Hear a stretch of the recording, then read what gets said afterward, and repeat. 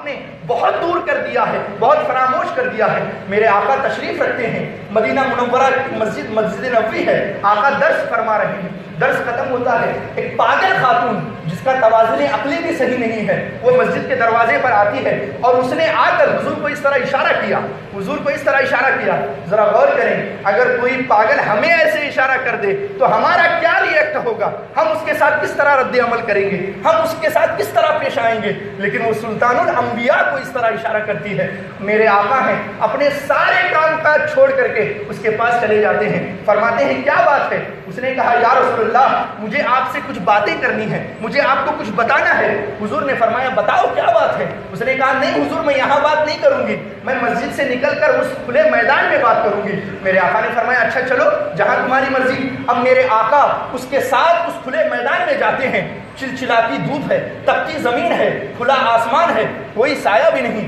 اب میرے آقا اس بے وقوف اور پاگل عورت کی بات سن رہے ہیں۔ ایک آدھا گھنٹہ گزرتا ہے، ایک گھنٹہ گزرتا ہے، 1.5 گھنٹہ گزرتا ہے۔ جب بہت وقت گزرنے لگا حضرت عمر فرماتے ہیں مجھے بڑا غصہ آ رہا تھا کہ یہ پاگل خاتون ہے، اس کی بے تکی باتیں ہیں، جس کے لوگ جسے آتا دیکھ کر اپنا راستہ بھی بدل دیتے ہیں، کوئی اس کی پوری مدینہ میں بات سننے والا نہیں ہوتا، جس کے پاس بیٹھ جاتی ہے اسے پریشان کر دیتی ہے۔ یہ میرے آقا کو اپنی بے تکی باتوں سے پریشان کر رہی ہے، میرے آقا کے جسم کو، نازک جسم کو تکلیف دے رہی ہے۔ جب وہ باتیں کر کے خود تھک گئی اور وہاں سے اٹھ کر جانے لگی تو فوراً حضرت عمر حضور کی خدمت میں حاضر ہوئے، عرض کیا یا رسول اللہ آپ اس طرح کی بے وقوف عورتوں کے ساتھ اپنا وقت نہ بانٹیں، آپ اپنے آپ کو تکلیف میں نہ ڈالیں۔ آپ جانتے ہیں اس عورت کا دماغ صحیح نہیں ہے، اس کا توازن عقل صحیح نہیں ہے، لوگ اسے آتا دیکھ کر مدینہ میں اپنی گلیاں اپنا راستہ بدل لیتے ہیں، کوئی بھی مدینہ میں اس کی بات سننے والا نہیں ہوتا۔ آقا آپ اپنے آپ کو تکلیف میں نہ ڈالیں۔ میرے آقا فرماتے ہیں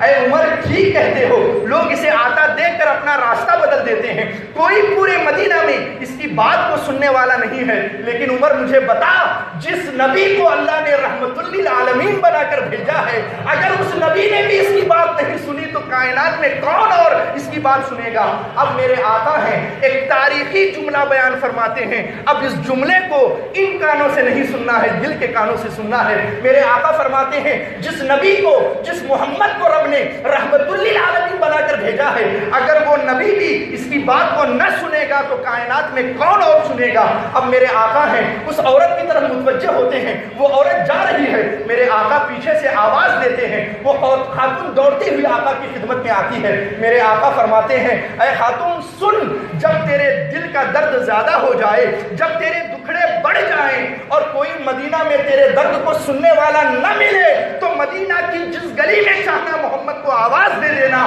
کوئی آئے یا نہ آئے محمد آئے گا تیرے درد کو سننے کے لیے۔ یہ ہے میرے آقا کا اخلاق۔ اب ذرا اپنے آپ کو دیکھیں کہ میرے آقا ایک پاگل خاتون کی باتیں سن رہے ہیں، ہم اپنے آپ کو جھانک کر دیکھیں، ہمارے ماں باپ بھی بوڑھے ہیں، آپ ذرا دل میں جھانک کر کے دیکھیں ہم اپنے ماں باپ کے ساتھ کتنا وقت گزارتے ہیں، ہم اپنے ماں باپ کی کتنی باتیں سنتے ہیں، ہم اپنے ماں باپ کے لیے کتنا وقت نکالتے ہیں۔ میرے آقا کا جس سے کوئی رشتہ نہیں تھا، جس کے ساتھ کوئی تعلق نہیں تھا اور جس کا دماغ بھی صحیح نہیں تھا، جس کا توازن عقلی بھی صحیح نہیں تھا، میرے آقا گھنٹوں کھلے دھوپ میں بیٹھ کر اس کی باتیں سن رہے ہیں اور اس کے دکھ درد کو دور کر رہے ہیں اور اس کے دل کو تسلی دے رہے ہیں۔ ہمیں تو یہ نہیں کرنا ہے، ہمیں تو ماں باپ کے بیڈ روم میں بیٹھ کر اے سی اور پنکھا لگا کر ان کی باتیں سننی ہے، ان ماں باپ کی جنہوں نے زندگی بھر ہماری باتیں سنی، جنہوں نے اپنے خون پسینے کو بہا کر ہماری پرورش کی، جنہوں نے ساری اپنی فائدے اور اپنی لذتوں کو ترک کر کے